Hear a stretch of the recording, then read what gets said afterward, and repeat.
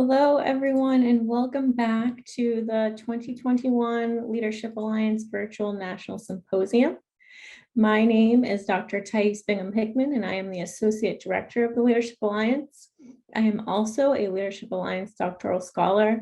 I participated in the Summer Research Early Identification Program and went on to pursue my PhD at NYU. Before we kick off today's event, I'd like to take the opportunity for those of you who are not able to join us for our keynote yesterday with Dr. Ashish Jha. I'd like to just give you a little background on the Leadership Alliance, especially if you're friends and family just tuning in for the first time. So the Leadership Alliance was founded by Brown University in 1992.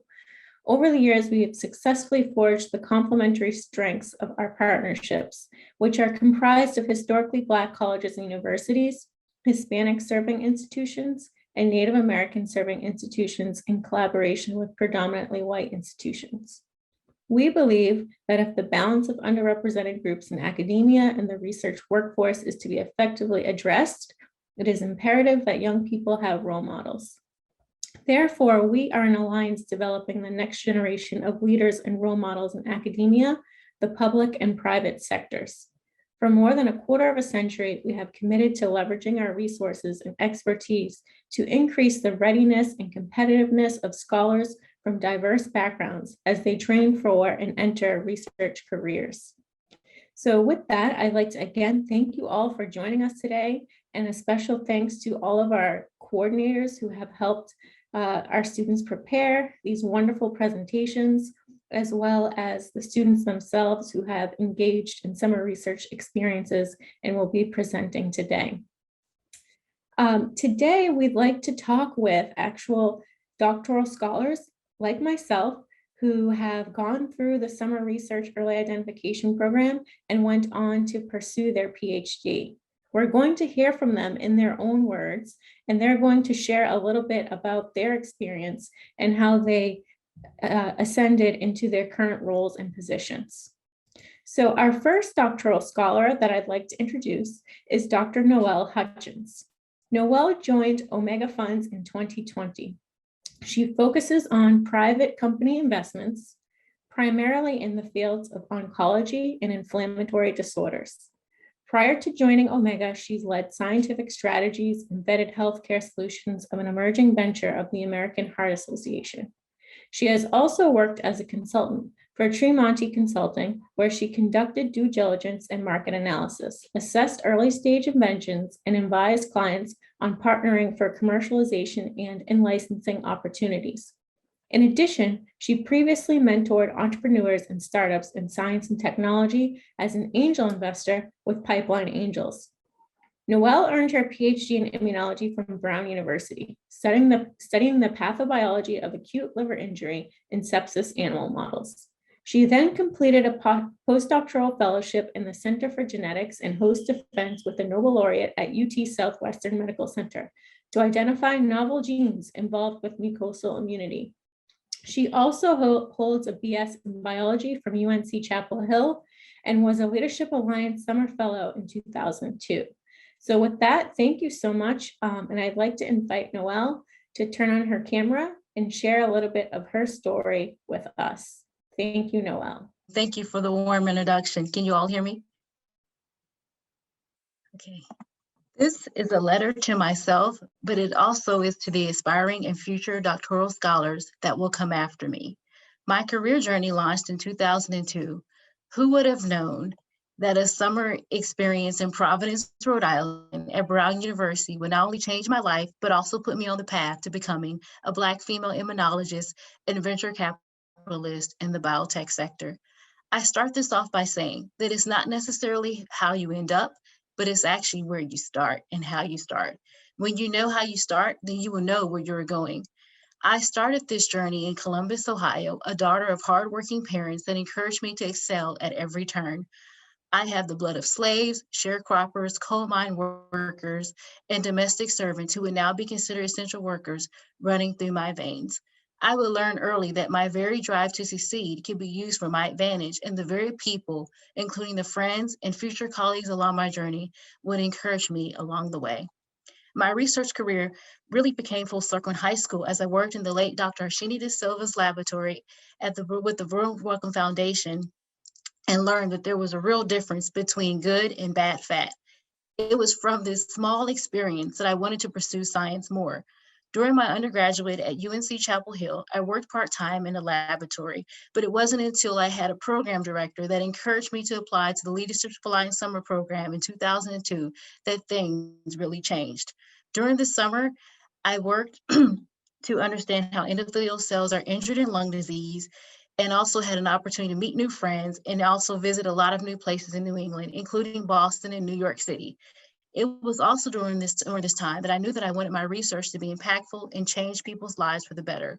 I went back to UNC empowered and graduated with a bachelor's in science in biology, and then subsequently decided to spend my time in sub-Saharan Africa to teach HIV and AIDS education to primary school children, followed by my work at Mayo Clinic in infectious disease and HIV/AIDS. It was also at this time that I became ultra fascinated with the immune response and how certain pathogens evade the immune response. I would be afforded the opportunity to present my work at the Cold Spring Harbor Laboratories, the same place where James Watson and Barbara McClintock also would spend their time. Later, I would enroll at Brown University as a graduate student. And this was the place that I had remained fond of since my undergraduate experience as a Leadership Alliance Summer Fellow. As a graduate student, I worked hard and my work would eventually pay off. I became the recipient of a pre-doctoral fellowship award, published papers, and presented at international and national immunology conferences. I would also, during this time, get married and start my family. In fact, I actually defended my dissertation 6 weeks after I had my first daughter, which is no small feat to say the least. After my time at Brown, I would pursue a postdoctoral fellowship at UT Southwestern Medical Center in immunology genetics, but it didn't come without challenges. I struggled to thrive in a competitive laboratory environment without immediate financial support. However, I knew that there would also be other things in store for me, even if they don't go initially as we planned. When one door closes, another one opens. As a scientist, we are trained to be independent thinkers. I strategically figured out a way to use my scientific background as a management consultant at Tremonti Consulting to review early stage technologies from clinicians and scientists. I helped them to determine if they had inventions that could be commercialized into therapeutics and viable healthcare products, and also walk them through the strategic process, including the FDA regulatory pathway along the way. Little did I know that the transferable skills that I would learn as a scientist would lead me to become a businesswoman. I became an angel investor with Pipeline Angels, investing in early stage companies and learning how to interact with entrepreneurs and startups. My first investment would be to support a Latinx female founder and an e-commerce retail company known as America, i.e. the Latin flair of Turney Burge. Here, however, I knew that I also wanted to merge both my science and business acumen into uncharted terrain. Last year in 2020, we were faced with a global public health crisis, the COVID-19 pandemic. But for the first time, it was also popular to not only be a scientist, but an immunologist who understood pathogens. My transferable skills were highly sought after. The COVID-19 pandemic not only fostered innovation, but it also revealed the grim reality of wealth, class, and race in America. I would join a biotech firm to break down structural barriers in venture capital and provide inspiration for my family and others that would come after me. And I would also invest in one of the novel COVID-19 vaccine technologies at one of the top 25 biotech firms in Boston. The take-home message is simple for me and all of the future doctoral scholars at the symposium. This journey requires resistance. Experiments will not always go as planned, and neither will every grant, job application, or paper that you write. The journey will not always be easy, but you will get through it, and it will actually refine you. I am still writing my letter as my journey continues. Remember to live, stay positive, and true to yourself and values. Don't discredit any experience or opportunity or even your background that you may be afforded, as it may become your best resource along this journey. Continue to have a support system along the way, as my village has always been my wonderful friends that I have made from my 2002 Leadership Alliance experience through graduate school and postdoc, and most importantly, my family. Thank you for the opportunity for me to share this letter, and thank you for taking the challenge this summer to start something great for yourself, future doctoral scholars. Thank you, Dr. Hutchins. And we will take questions later on in the program. So I'm sure there are a lot of questions about you and your story and how you made that shift into the investment world. So thank you very much. I'd also like to introduce now Dr. Marissa Galvez. Marissa Galvez is the professor of French and Italian, and by courtesy of German Studies and Comparative Literature at Stanford University. She specializes in the literature of the Middle Ages in France and Western Europe, especially the poetry and narrative literature written in Occitan and Old French. She is the author of 2 books, both published by the University of Chicago Press, Songbook, How Lyrics Became Poetry in Medieval Europe, and The Subject of Crusade, Lyric, Romance, and Materials. She is faculty director of the program in Structured Liberal Education at Stanford, a first-year residential program in the Humanities Classics. So thank you, Dr. Marissa Galvez, for joining us today. And I'd like to invite you to turn your camera on now and tell us a little bit about your story. Thanks so much. Thank you for this invitation to speak as a storyteller. The Leadership Alliance has been so integral to my career, and I'm always happy and honored to be back. It's an opportunity for me to reflect on where I've been and who has helped me along the way. I really feel like Leadership Alliance is my family. This letter is addressed to the yawning 10-year-old in this picture.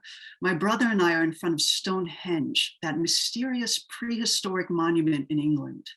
When I look at this picture, I am aghast that I'm so bored, and I'm fascinated with the English caps and Marks and Spencer jackets that my brother and I are wearing, obviously bought on the trip.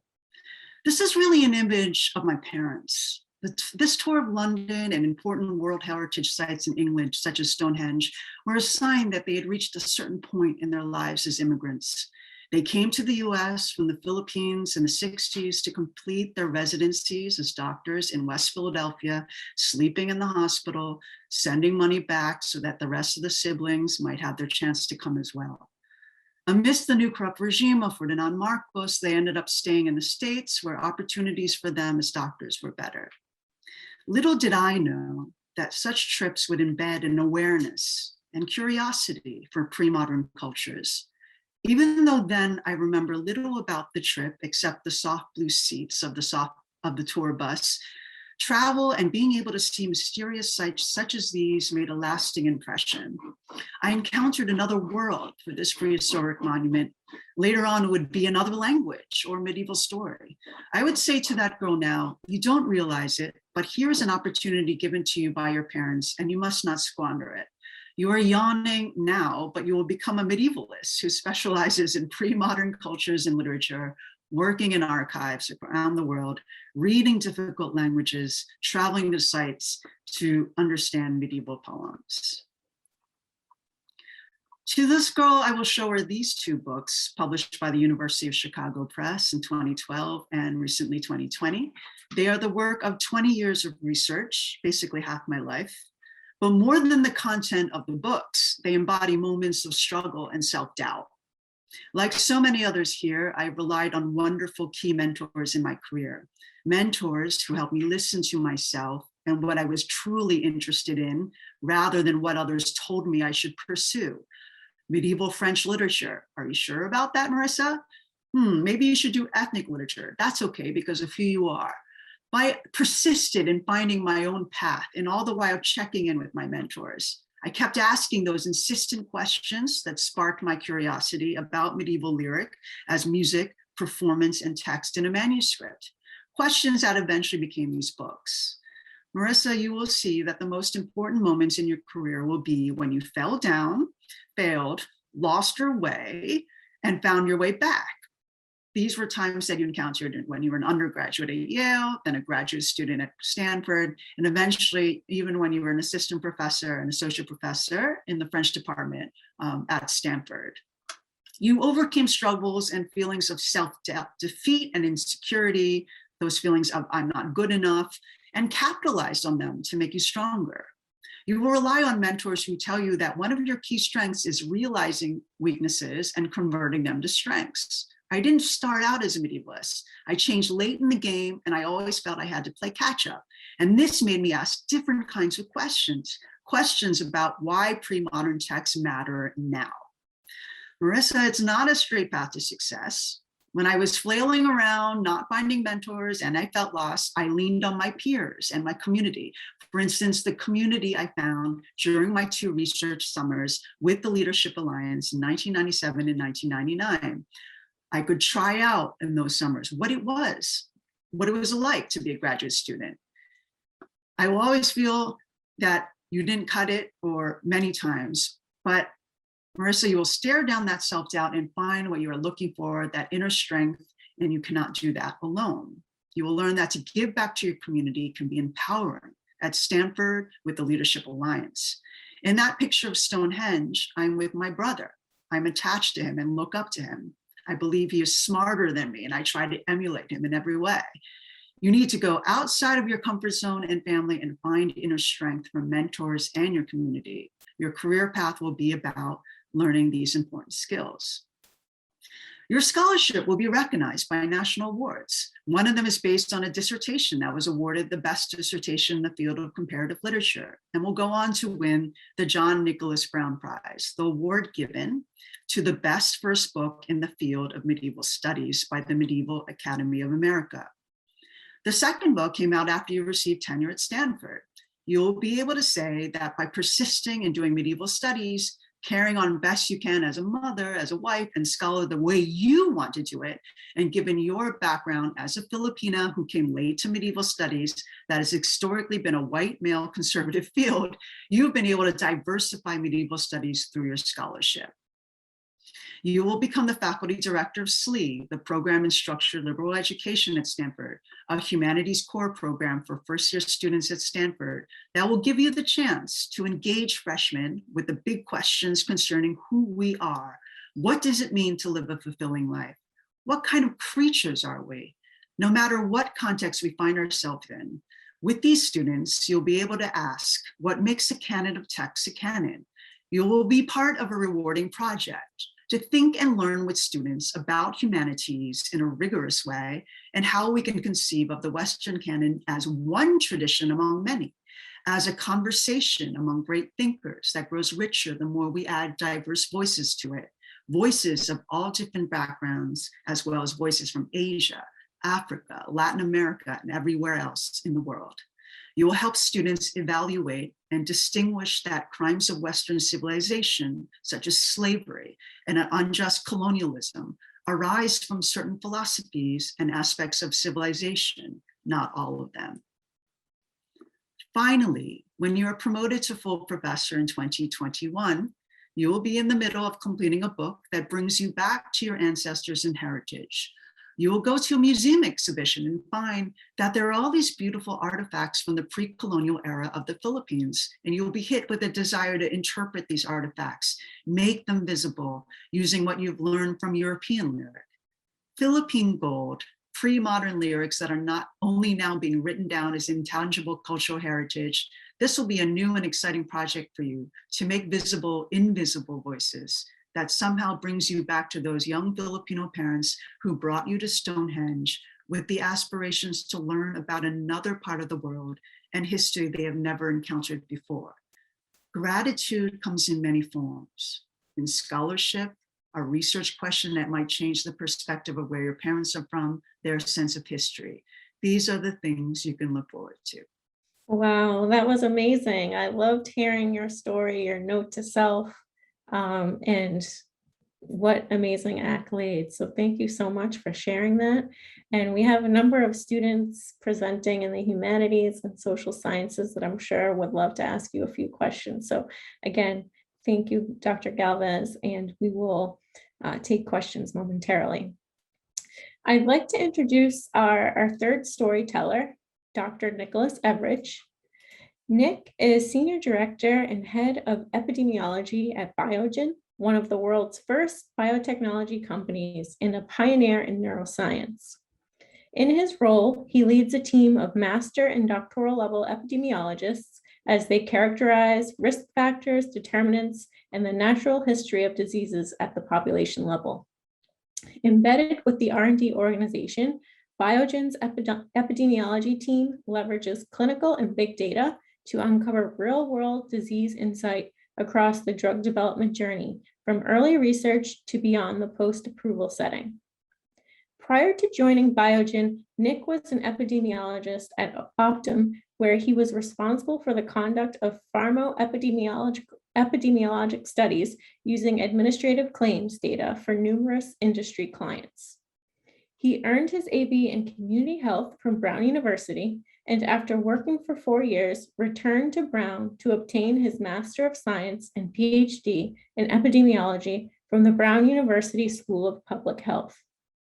Nick was a Leadership Alliance Summer Research Early Identification Program participant in 1999 and served as an undergraduate assistant in 2000 and as a graduate assistant in 2010. So thank you, Dr. Evrich, and if you'd like to enable your camera, we'd love to hear from you and hear your story. Good afternoon, everyone. It is a sincere pleasure to be with you today. I just want to pause and say congratulations for going into research, to exploring this other aspect of your academic journey, and I hope that this is the start of many exciting years ahead of you. So today I am going to speak about my experience a little bit in the form of an equation.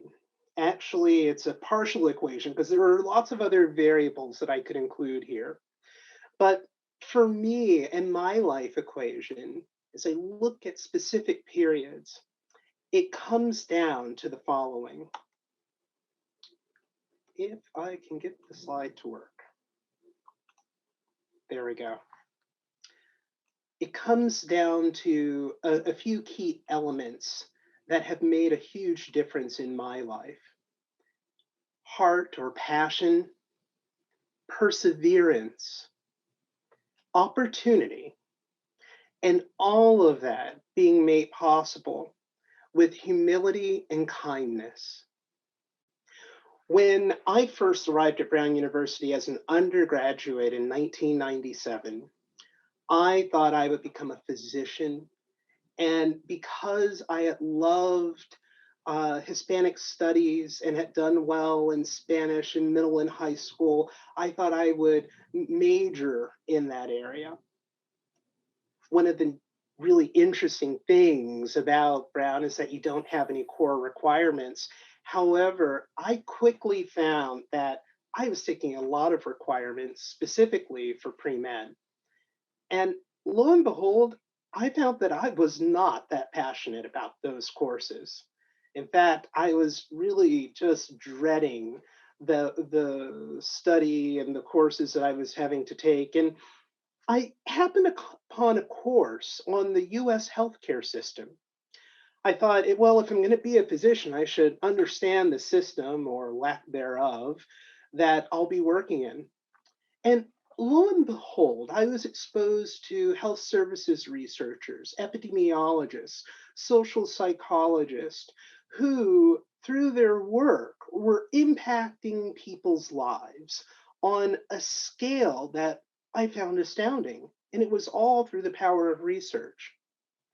I also discovered that I had a passion for this work. And as I took more and more courses in what is now public health at Brown, I found that I really enjoyed research. I enjoyed things like statistics and statistical programming, research methods, all with the idea that I could potentially change human health. I realized that I had a passion for this, not so much for the pre-med and potentially a clinical career. And so I had to follow that passion. And I said to myself, if you decide not that this isn't the way you want to go, then you'll do a post-bac program, you'll apply to medical school, and history will write itself.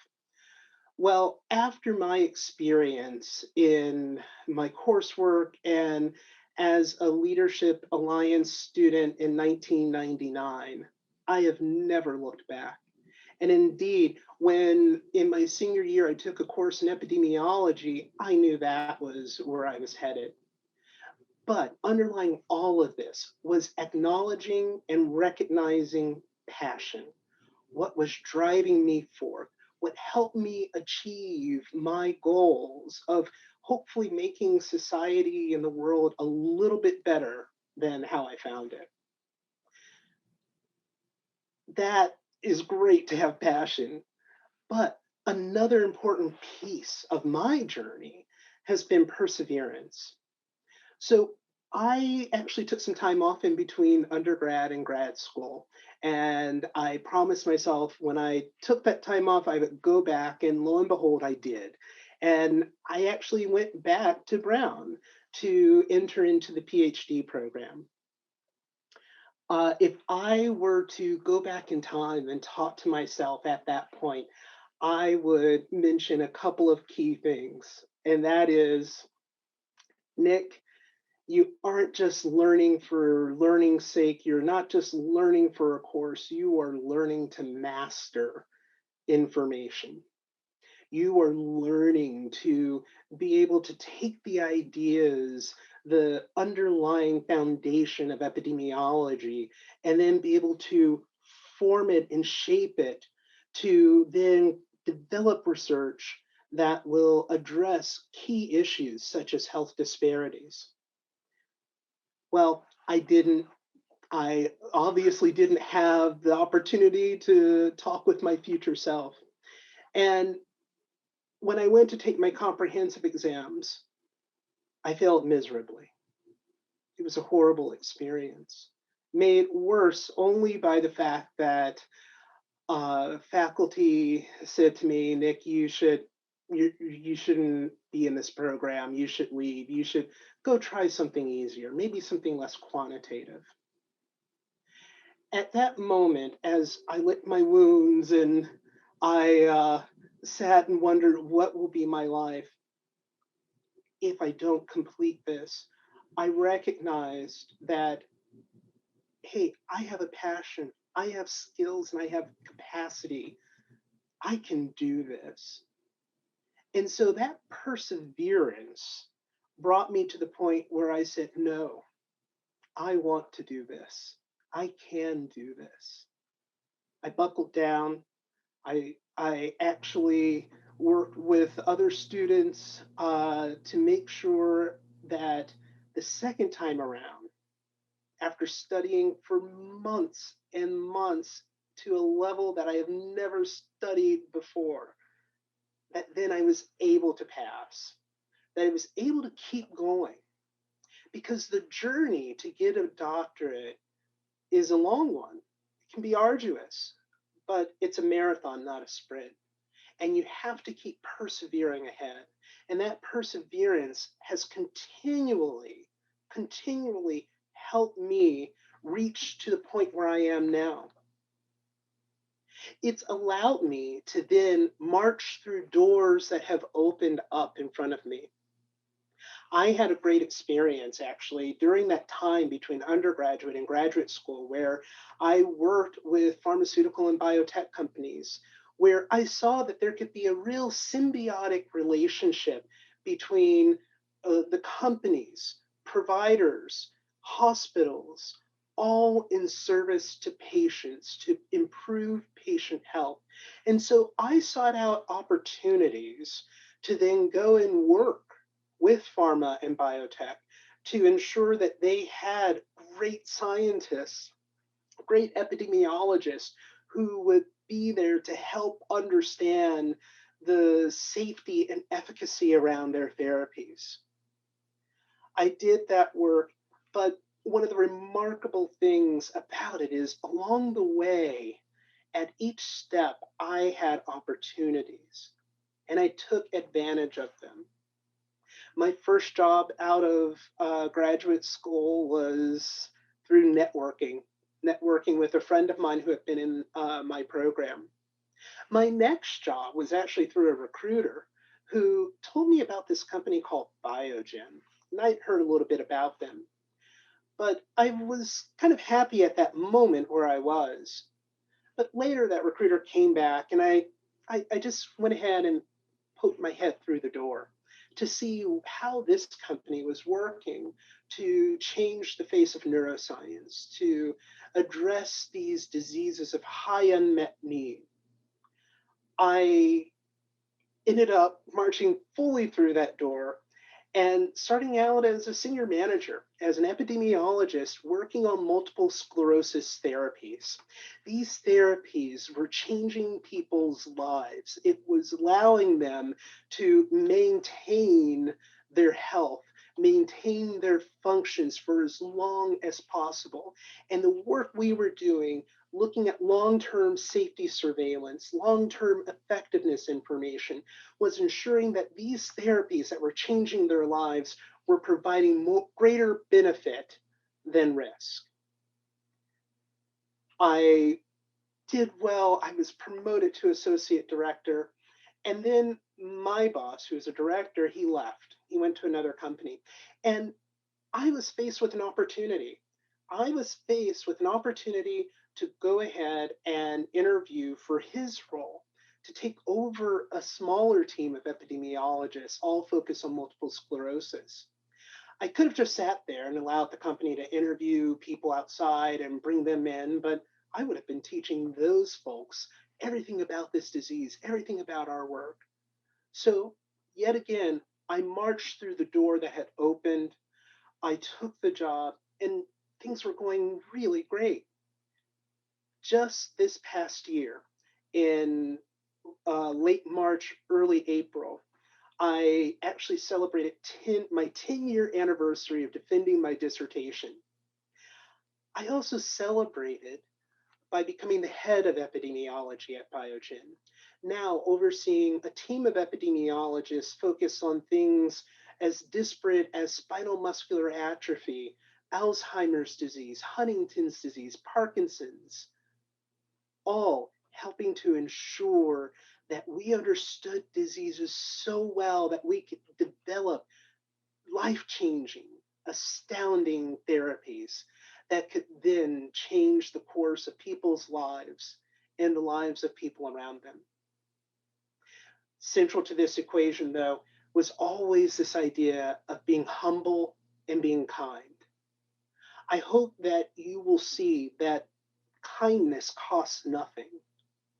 I hope that as you move forward through your career, as you receive the awards that those of us who have ventured off with our PhDs have received, as we have received accolades, that you also remember that part of that kindness is giving back, of reaching down and bringing others along with you. You have an incredibly bright future ahead of you.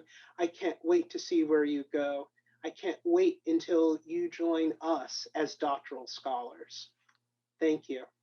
Thank you so much, Dr. Everage, for that wonderful story and for telling us about your path and how, when the door and the opportunity presents itself, you should walk through it. So thank you for that lesson.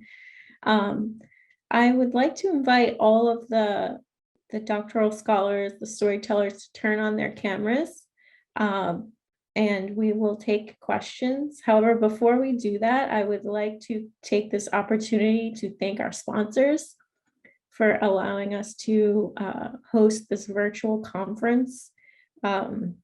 This conference is no small feat, and we thank you to Maria Duval, who is our conference and event specialist, for putting together all the pieces to make this an exceptional experience, but also to our sponsors, which include the National Institute of General Medical Sciences, the Andrew W. Mellon Foundation, the Kalita A. Doolin Foundation, the Onassis Foundation, and the Titus Foundation, who all help support our students in their research endeavors. So thank you to our sponsors.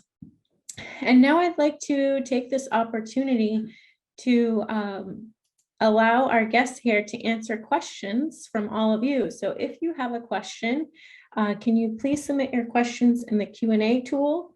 and we will make sure that those questions are addressed. Thank you so much. While we wait for questions to come in, I'd like to actually ask, it seems as though a few of you have participated in the Leadership Alliance early on, 1999, and I'd like to kind of get your thoughts as to whether or not you feel as though the Leadership Alliance in its current day is still in line with your experience. And if it's different, can you just expand upon that a little bit based on what you know about the Leadership Alliance today? So I'd love to hear from you. Maybe Dr. Everage, you can take that question. Okay, thank you. The fundamentals of what the Leadership Alliance was in 1999 and what it is today, I think those are still the same. It's about building a pipeline. If we want to change who is represented and who folks are with PhDs, with MDs, with advanced degrees in this country, then we have to have a pipeline of people coming through. And that still is so true today in my understanding of the Leadership Alliance. It also means that that pipeline that's been created means that folks like myself and the other storytellers are ushering the way for students to come aboard and share their incredible skill sets along the way. Thank you, Dr. Evrich. I'm happy to hear that. And, we seek to create opportunities for underrepresented students. And also we're working to really create opportunities for early career individuals as well. So thank you. We had a question come into the Q&A from Dr. Ramirez. Was there a time that you experienced a situation where you felt discriminated due to your culture or the way you look during your graduate school years? If so, how did you overcome this, and what advice can you give students experiencing that now? So maybe either Dr. Hutchins or Dr. Galvez will take this question for us. I can take that question.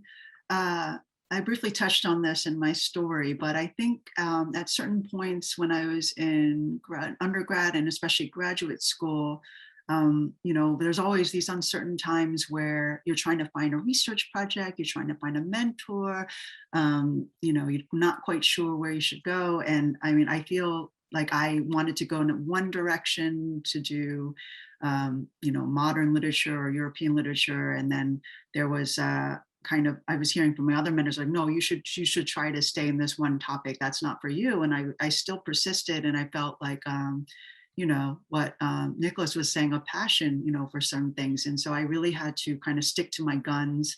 And a lot of it was because of my background and the way I looked, and someone, you should study ethnic literature because that's what you should do, medieval European things. That seems to be a risk or something like that. Why don't you stay with something that's safe? And I was like, but I'm interested in this. I have a passion for it. I'm really interested.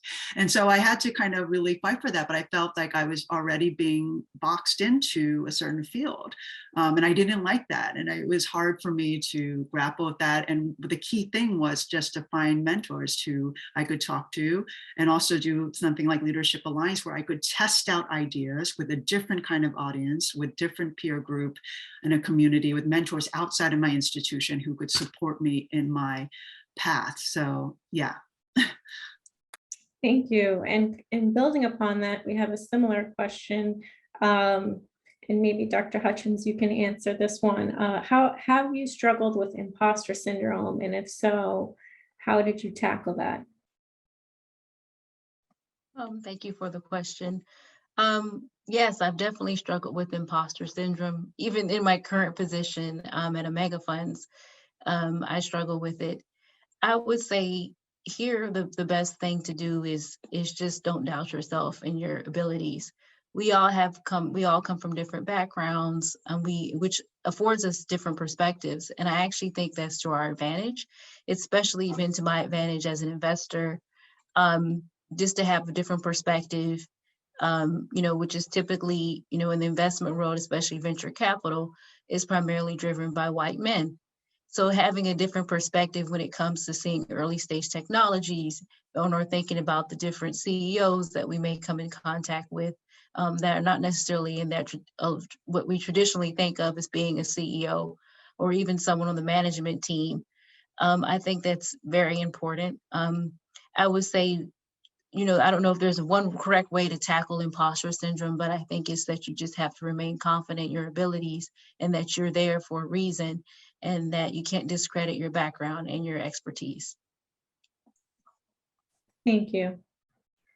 Dr. Everage, did you have something you wanted to add? Yeah, I just wanted to raise my hand and echo exactly what you just said, Dr. Hutchins. And also recognize as you go along, see your strengths, see where you excel, and latch on to the feelings that you have of the things that you can do well. And you'll find that sooner or later, you're like, oh yeah, I can do this. I don't feel like an imposter, I belong.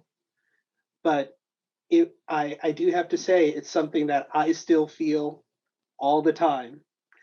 And, a sneaky little thing, the truth is, everybody does. Thank you for that. Yeah, we just finished hosting our virtual professional development series, and that question came up over and over again from our students. And it seems as though every person that was asked has struggled with that and continues to. So thank you for being so honest with us. This next question is somewhat similar. Were you ever afraid to make mistakes? And if so, how did you ensure that you did not miss out on any opportunities because of your fears? Anyone want to address that? Well, I would say, sorry, I don't know if anyone else does, but I would say as a scientist, you're going to make mistakes. Quite honestly, troubleshooting is part of what we do. When you're in the laboratory, not every experiment that you plan is going to work out as you initially planned. It's almost kind of being a chef in the kitchen. You refine your recipe, you refine your protocol with time. So I would say, actually, don't be afraid of making mistakes. It's actually just don't be afraid of learning from your mistakes and learning how to improve from your mistakes and move forward. Because I think the bottleneck really is if you make the mistake and you feel guilty and you've kind of, woe is me kind of attitude, and you victimize yourself, it's really actually a learning opportunity for you to grow. And so I would encourage anyone is with the mistakes, especially with the experiments, they're not always going to work as you initially planned, but you learn from those experiments. And quite honestly, as a scientist, all of us are going to have a Eureka moment. At some point, things are going to pan out. You're going to do the discovery that you may have not intended. Maybe the project that you're working on may not intend it the way you initially thought, but you're going to have a Eureka moment. You're going to publish a paper. You're going to present your work at this symposium as well as other national, international meetings. So I would just say, just use every experience and learn from it. Thank you. And we have another question specifically to Dr. Galvez and Dr. Hutchins. Maybe Dr. Galvez can take this one. It's an interesting question. If a doctoral degree is a recipe, what would be the most important ingredients? I'll just try to touch on also some of the topics like that, because they're going to come up: imposter syndrome, identifying your strengths, but also your weaknesses. I always tell students, like, the earlier you can spot what you feel is like your Achilles heel, your weakness, address it, and always seek feedback and see mistakes as a learning experience so that you can get over it. Like, for instance, if you're scared or anxious about public speaking and you have to go and interview, get yourself recorded and talk to someone about how you can work through that problem, like address it, right? So it doesn't become this enormous thing that you can't tackle. Because so many little things, if you tackle them with someone else or in a community or with a mentor, you find that you are able to manage those problems to get you through a PhD program. Because a lot of a PhD program is persistence. It is persistence. Everyone's going to have that crisis, that moment where, like, I just can't do it. I'm not good enough. So, yeah, we were talking about the exam you failed, or for me, it was like when a mentor dropped me, or, it was like there's a huge crisis. You're going to have those problems. So the sooner you can kind of, in the meantime, just be open to learning, open to making mistakes, realizing you can't be good at everything. So what are you good, like what we were talking about. So I think, and also for the imposter syndrome, the more you reach out to people, the more they realize that even the most senior scholars, every day, every time they do a lecture, every time they teach class, they think they're an imposter. When I realized that, it made me feel so much better. And actually, I get more scared and fearful when I talk to people and they don't have imposter syndrome. I say, what's wrong with you? I'm like, I'm a little scared of you, because you realize everyone has it. And when they're forthright about it, it informs their work, and it informs how they're kind, compassionate, how they listen to you. I would also say one thing I'd suggest for the PhD program, if there's a recipe, find people who listen. I mean, who really listen, from teachers to your friends to your mentors. There's like, you'll start to distinguish, there's people who listen and who really listen to you and who know you. And so I would say, seek out those people and be attentive to it. And building upon that, we have another question about mentorship. So how did mentorship from others influence your journey to pursue a PhD? And now that you have a PhD, do you mentor others who are on a similar path? Maybe Dr. Everage can take that question. Sure. I've had a number of incredible mentors along the way. And mentorship takes different forms. It can be something as casual as a friendship with someone, a peer. It can be having a mentor who's a leader in the field. The person with whom I did my research back in 1999 served as a really important mentor for me. At the time, I was learning about masters in public health, and I thought, oh, that's the way I want to go. And he actually said, he sat me down and he really talked to me about what I could potentially do. And it was in my potential to get a PhD. It was in my potential to be able to create, develop, and ask the questions. It really, mentoring has been incredibly important along the way. There's a second part to that question that I've lost track of. Do you mentor others now that you are in a position to do so? Thank you. Absolutely. I mentor people constantly. In fact, I had a phone call yesterday with someone who I work with. I was serving as a mentor for her as she was finishing up a degree over in the UK. And she just told me yesterday that she passed and that she's getting her degree. Giving back, when you give back, you get so much. And when you have been given so much, you hopefully need to transfer that to the next generation. So yes, absolutely, I do mentoring. Thank you. This next question is for Dr. Galvez. The question reads, Dr. Galvez, as a Filipino going into the public policy field, how can I hold on to the unique perspective of my culture as I move further into a field dominated by preconceived norms? I often find it difficult to be the only voice in the room who has experienced certain things, and I was wondering how I can overcome that. Thank you for that question, and I appreciate it so much. I can relate to it in that, being a medievalist, I often am the only person in the room who's not, there's women, but a person of color, or, a person of color studying medieval European lyric. I would say you need to know that who you are and your background and your experience will already inform the questions that you're asking. And even though the fact that you're saying preconceived notions and seeing them at an angle, that's because you're coming from a certain background, that's already informing that. So even though it might not seem explicit, the fact that you are in the room and you're doing good work, you have to stick to your guns and know that. And I would say to reinforce that belief, because it might feel isolating, this goes back to the previous question about mentorship.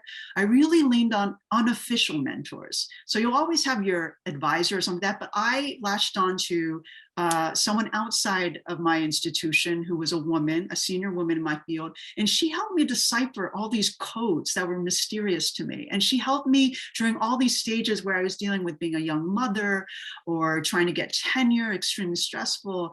And she introduced me to people in the field when my own advisor would not do. And so that was extremely important to me to have that support as an unofficial mentor. And so I would think that that also helped me to, when you have that feeling of being the only person in the room, to stick to your guns, to stick to your questions, and know that you need to just do your good work and keep on going. And you'll be asked to do all these other ancillary things that might also, you can't say yes to everything. A lot of our field and going into the PhD is also learning to say no.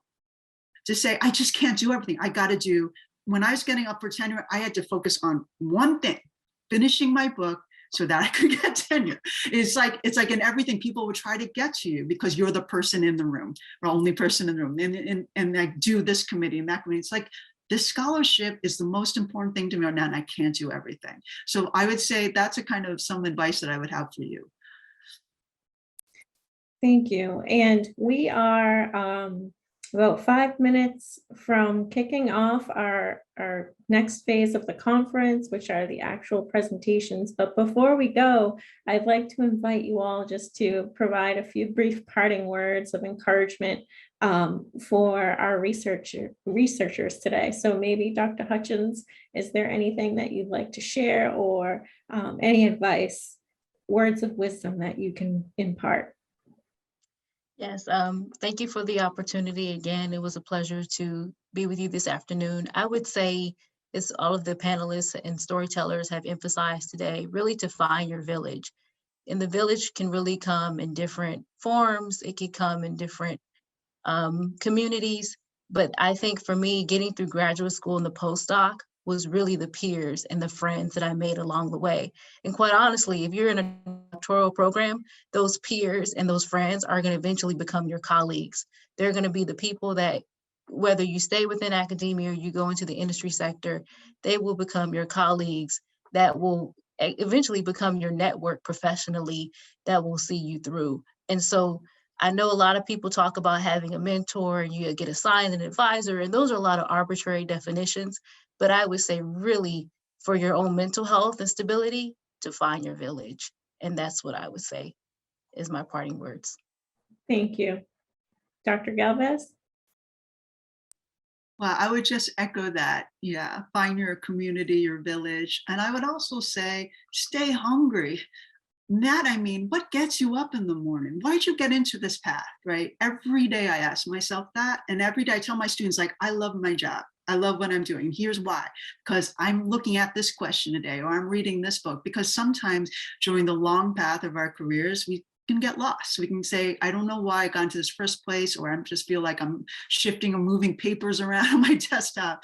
I feel like that's really important to keep in contact with that passion, to reflect upon it. And then I would also say the gratitude that comes, people like, what gives me joy and how can I give back to reinforce that gratitude and that sense of joy in what we are doing here in this enterprise, right? The shared enterprise and also your individual enterprise of what you're doing.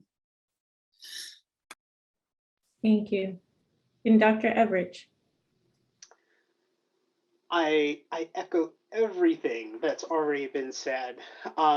Whether it's having a village, finding your passion, finding what excites you each and every day. The road ahead of you is really exciting, though. It's really exciting. I think it's a journey. It's a marathon. It's not a sprint. It's not going to necessarily always be easy. But if you can find the things that you enjoy, that fuel you, that move you forward, and kind of come back to that central mission, I think people will find that it makes for a remarkable life journey. Also, including your village means not only those around you helping to take care of you, but it's also about you taking care of you. So making time to have at least a little bit of a life outside of the realm of academia. It's, for me,